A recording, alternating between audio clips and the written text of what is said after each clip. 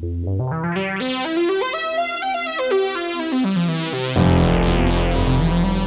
everybody, and welcome to this episode of LawPod. I'm Dr. Cheryl Lawther. I am a reader here in the School of Law at Queen's, and today it is my pleasure to welcome Dr. Brian McGonigal-Leyh from Utrecht University as our guest on LawPod today. Brian, you're very welcome. Thanks for having me.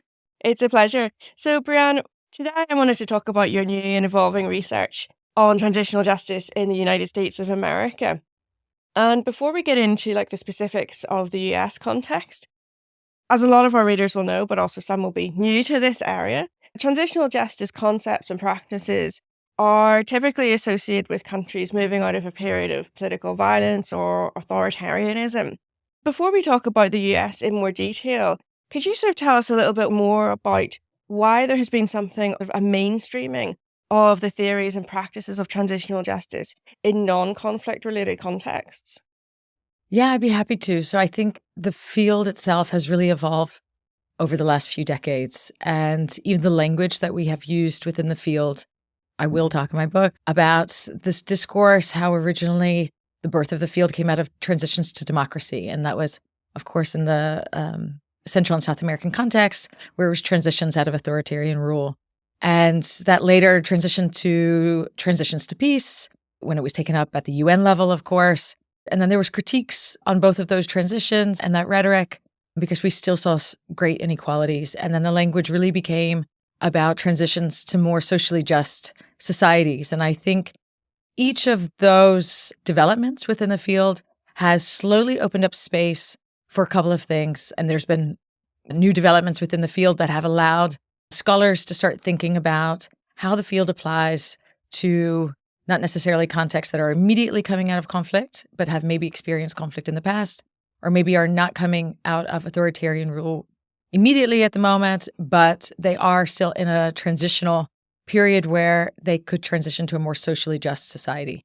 And that is certainly the case in the US context. And so picking up on the context of the US, you're actively working on a new book, which I had the pleasure of listening to your seminar yesterday, and it promises to be an absolutely fascinating book. And I wondered if you could tell us, just by way of background to open up the conversation this morning, why is there now a conversation on having a process or processes of transitional justice in the... Yeah, so I really think this, when George Floyd was murdered by police in 2020, and he was one of many over the years of unarmed Black men that have been murdered or harmed by police officers, excessive use of force. That sparked social movements that had been active in the US already for years, but it really started a global movement. And I remember sitting in the Netherlands feeling very frustrated. It was Corona time, and I just felt incredibly frustrated. And I saw this unrest, and I saw this frustration also amongst family members and friends. And I thought the US could benefit from this transitional justice lens. And I was actually pretty mad at myself that, having been a scholar in the field for a number of years, that I had never taken my own research field and turned it to look at the context of my home country. So that's really what sparked it for me. And then, you just start digging and digging. And I had so much data. You wouldn't believe what's happening in the US, both historically and contemporary. It's really a rich context to look at. So it's been, a blessing and a curse in the sense that there's a lot to unpack and unravel, and for different groups, social groups. But for me, it's been a fantastic learning journey. I mean, you said yourself that this is an absolutely vast area of inquiry in the US. Can you give us some examples of what transitional justice is being applied to in the US, both historically and in more contemporary contexts? Yeah, so historically, I've looked at different transitioning moments, what I call them. They actually do, not all of them, but two of them do come after conflicts. So one after the American Civil War and one after World War II, where the federal state, so I break my book into local, state, and federal levels. But in these two contexts, the federal state took what we would categorize today as transitional justice responses and measures.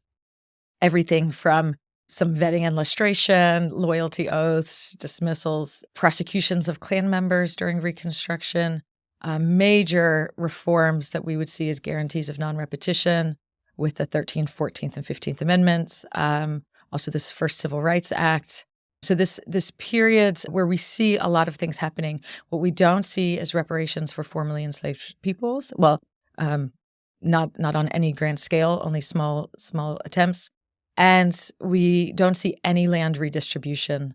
So within a few years, once the federal troops pull out of the South, they had been occupying the South until around 1877. Once the federal troops are out, we get the New South, which was essentially the Old South, and we get a reverse transition, which we also see in the literature today, where scholars talk about reverse transitions. And so the second transitional moment that we see within the U.S. context is after the Second World War. War does create, scholars have shown this, war creates these conditions to where societies can undertake and experiment a bit more with these types of responses. And a lot of transformations take place post-war. And we do see that. So the Truman administration undertook research into the lives of Black Americans, produced a really important report called To Secure Your Rights, came out with very clear 34 recommendations. Under the Truman administration was the first attempt to provide reparations. It didn't go that well, but it was at least the first attempt for Japanese Americans who had been interned. And there was the setup of the Indian Claims Commission at that time, which was couched in very racist rhetoric and structures. But again, these were moments where you saw the federal government taking some steps to repair injustices and relationships that they had caused. And again, the struggle continued. So my book is very much about the struggle for these rights. And at the moment in the contemporary context, the federal government is not doing much around reparations or truth recovery anymore, but they are still doing stuff around broader reforms and memorialization efforts in particular, a lot of memorialization efforts. But where we really see transitional justice happening at the moment is at the local and the state level.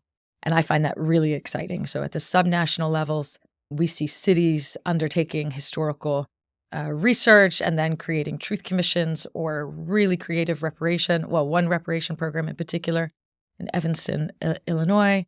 The state of California is most certainly leading the way, but we also have Maine Truth Commission. Vermont is setting up a Truth Commission, Maryland. So it's really happening, but there's a great divide. There's a great political divide, as we all know, in the U.S. So it's quite limited in patchwork, but I find it fascinating to look at how these responses are developing.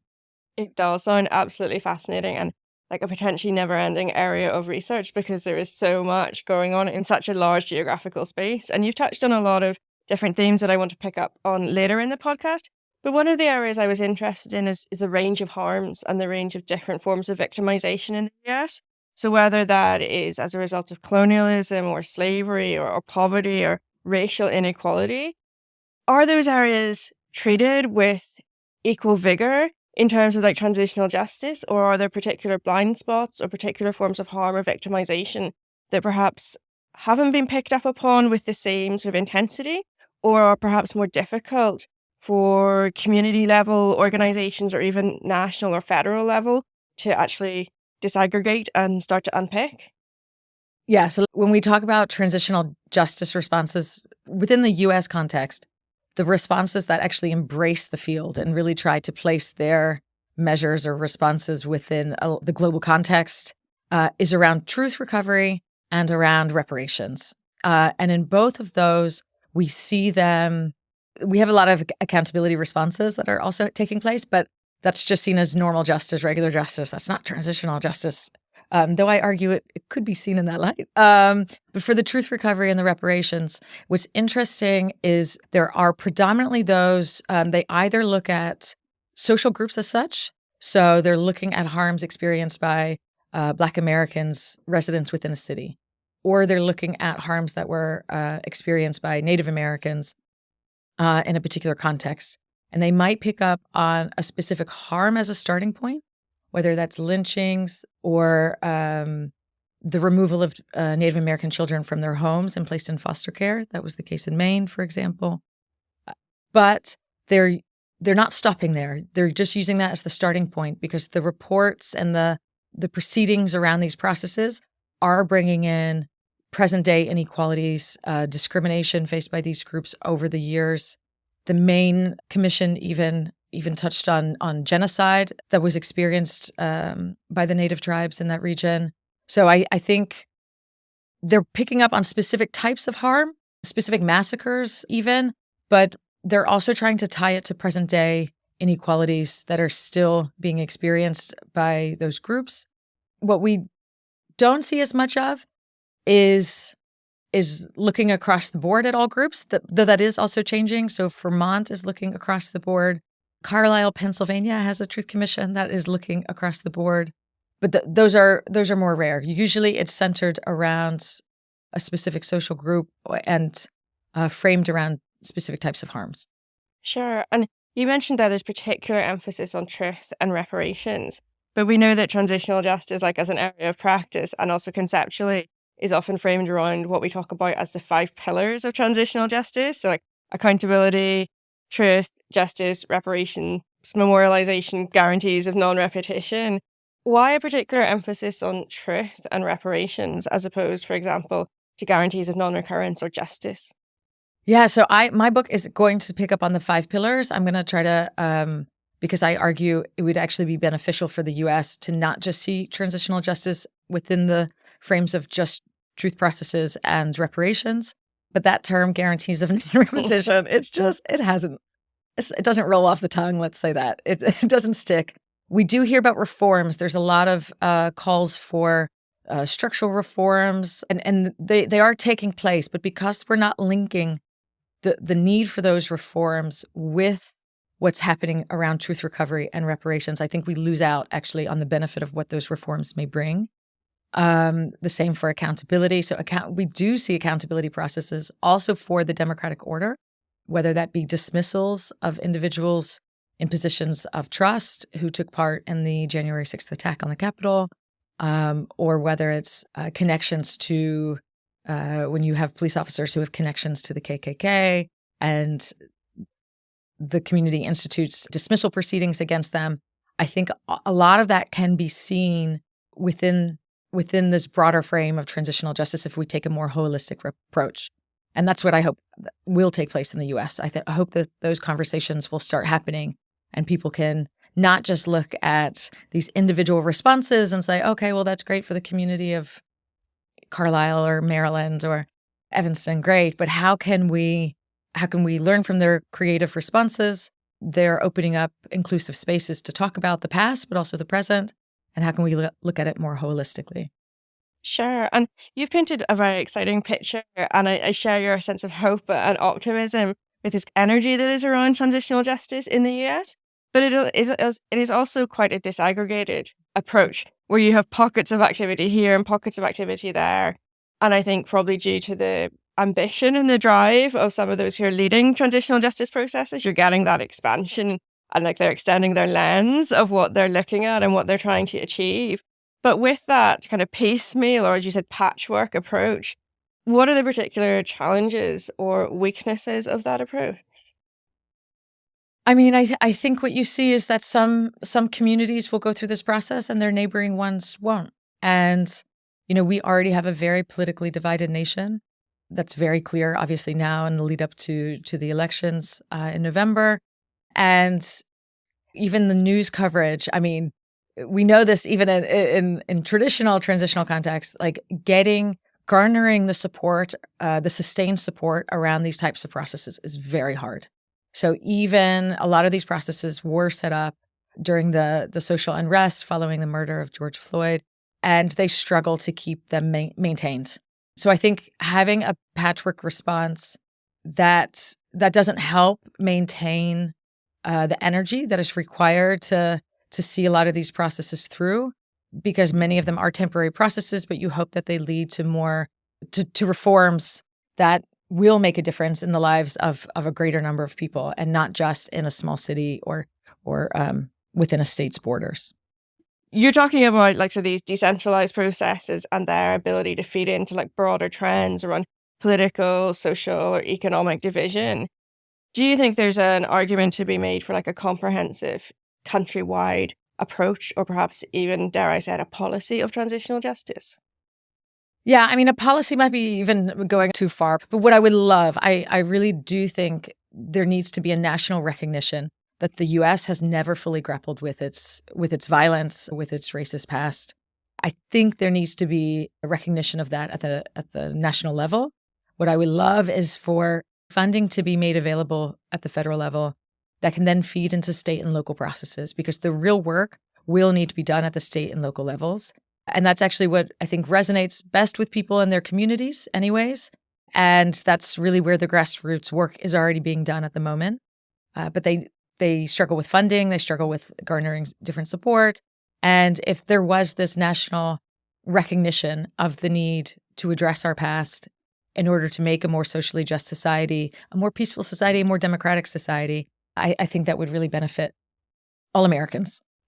And, as you mentioned, and as is the case in many transitional societies, regardless of how you frame a transitional society, much of the drive and the energy for transitional justice or for change comes from civil society. Oh, yeah.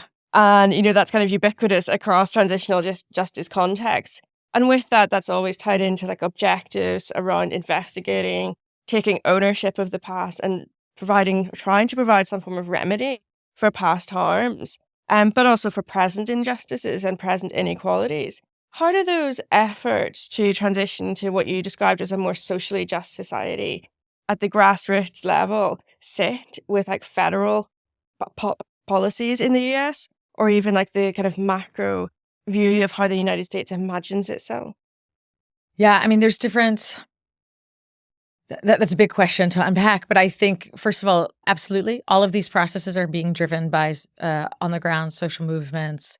They're connecting. There are some like national movements, but they're working with local actors, and it's really wonderful to see how they're making stronger connections across the U.S., which hadn't necessarily been there 10 years ago.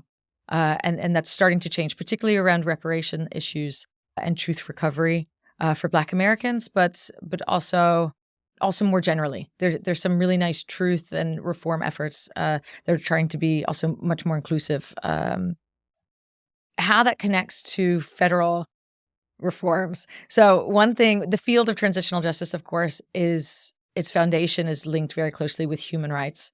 And in the U.S. context, we don't talk about human rights. We talk about civil rights. It doesn't see itself. It doesn't embrace human rights in the way that we would see them globally. And the most glaring omission within the U.S. context would be economic, social, and cultural rights, as we all know. And this is a problem because a lot of the language that is being taken up by the social movements is around not necessarily human rights. Sometimes you see human rights brought in, but it's also social justice. And that's starting to have an impact with certain types of reforms, and particularly around criminal justice reforms. We've seen some important improvements made after 2020. Some land reform at the federal level as well, again, framed around memorialization efforts and national memorialization efforts around land reform and environmental, which will have environmental impacts. But I think there's still a disconnect between the way the national government maybe operates and frames itself, and that's just because of the political divides that exist, and the way that social movements are calling for things. But they are starting to embrace, the social justice movements have always existed in the U.S., and they have always tried to, Martin Luther King Jr. Was not just a proponent for civil rights. The civil rights movement really tried to argue for more economic, social, and cultural rights and awareness, and that struggle is ongoing. And talking about that sort of like ongoing struggle around social and economic rights, and you also made reference to like just how divided politics is in the US, and obviously that's not going to be any surprise to any of our listeners today. But I'm also interested in thinking about like your research and what's happening at the local level, plus the fact that we will have a presidential election looming in sort of 7 months' time.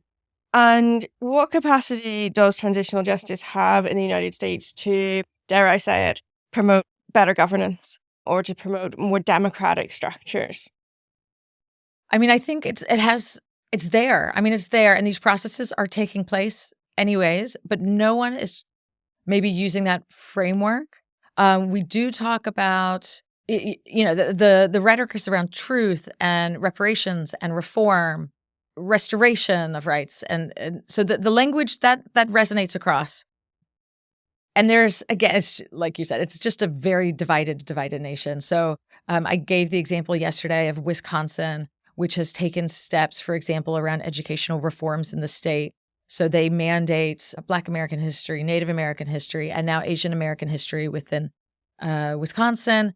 You would not see Florida be doing that. Florida is doing the exact opposite. Florida is curtailing discussions that may cause discomfort to students, and predominantly white students, with its Stop Woke Act. So in that sense, the nation is very divided. We will see that in the election.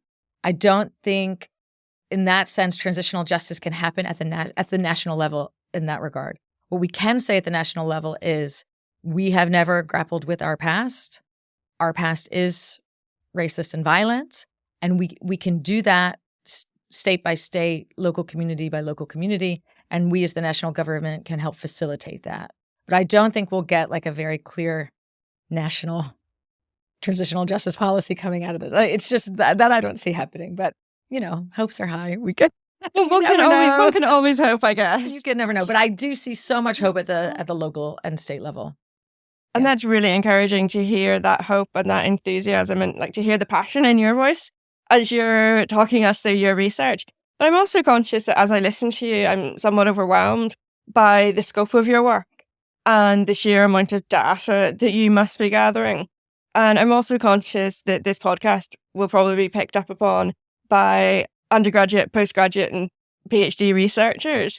And I wondered actually if you could reflect methodologically on how you're actually going about this research project and how you've crafted the boundaries to actually keep your research within like a feasible timescale, but also just in terms of like the sheer amount of material that you could be gathering and your case study selection. And I think that might be quite interesting for some of our listeners. Well, it's been a struggle, let me say that, because it's a very different way of writing a book or working on a research project. So in my past work, I would have 2 to 3 key case studies, and I would go very deep into all of them. This time around, I'm not doing that because I really wanted to show that transitional justice responses, how we would frame them in the field, have taken place historically and are taking place in contemporary America.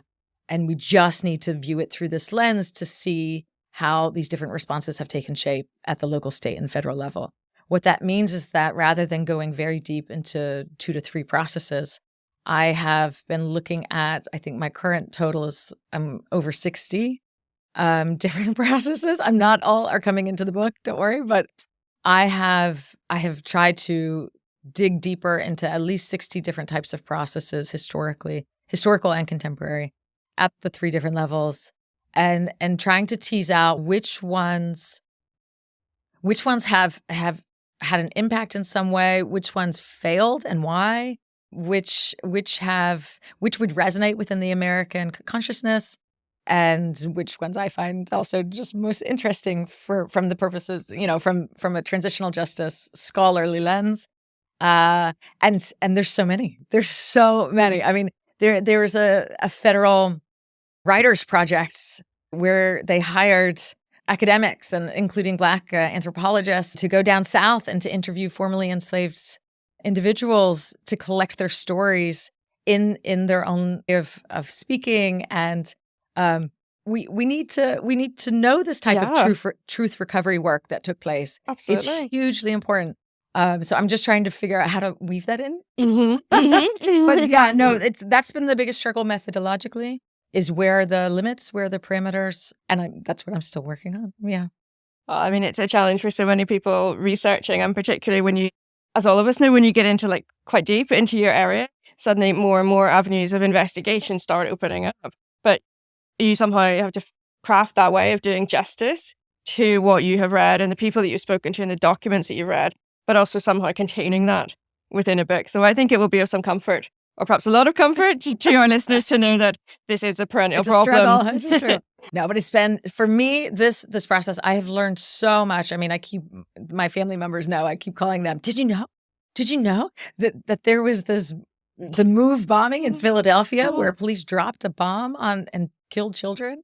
And my parents are like, oh, I had no idea. And I'm like, it was 1984. You should remember this. And yeah, so it's been a bit of an awakening for myself. Sure. And I hope that the book will do the same when others read it, where they learn about one of these case studies and they say, how did I not know about this? Why was I not told? And then they start questioning, how history is taught in the US, what news gets covered in the newspapers, and becoming a bit more critical, because I wasn't for too long. And I grew up, we didn't mention this, but I grew up down south outside of Atlanta, surrounded by Confederate memorials, and hadn't given a second thought until I had moved away and came back. And then you start questioning your landscape, and you start questioning the things around you and the choices that have been made by others in your communities. And yeah, I hope my book will spark some interest in those decisions. I mean, it promises to be an absolutely fascinating book. And I think that kind of call, or that invitation to question yourself and to question what is it that we see and what is it that we hear, and like what is our received wisdom, but also to kind of lift your eyes away from that and say, like, what is it that I'm not hearing or what I'm not seeing here, I think is of absolute fundamental importance. And I wondered, actually, was that a good point to bring the conversation to a close by actually flipping my opening question back around? Because we always talk about the importation of transitional justice ideas to non-conflict or domestic contexts. And what can these contexts or countries or situations learn from transitional justice in conflict or authoritarian contexts? But actually, based on your work in the US and the detail and the depth that you've covered, is there something that transitioning societies in the traditional conflict-related sense can actually learn about how transitional justice is being done in non-conflict related contexts? Well, I think one thing should be reassuring to them is it's hard work, even in so-called stable democratic states. It is incredibly hard work. So, not to get discouraged at that, and social movements in more, let's say, complex, both in a security sense, but maybe also a political sense, context coming out of immediate violence, shouldn't get frustrated, because yes, it's hard, and it's going to be hard no matter what, to continue struggle and fighting for what you believe your community needs and has a right to. But I think there's other things to learn. I think out of the US context, what's interesting is that different communities will see transitional justice either as very narrow or as very broad. The Colombian context is always put out there as this beautiful policy on paper, much more difficult in practice. But they took this broad policy approach at the national level, and here, they're really only seeing transitional justice as truth, recovery, and reparations, where it has the potential to offer so much more. I think that's also something important to learn about the potentiality that is there in these types of contexts. Brianne, that was absolutely fascinating. Thank you so much. And our listeners, I'm sure I very much look forward to reading the book. Thanks for having me.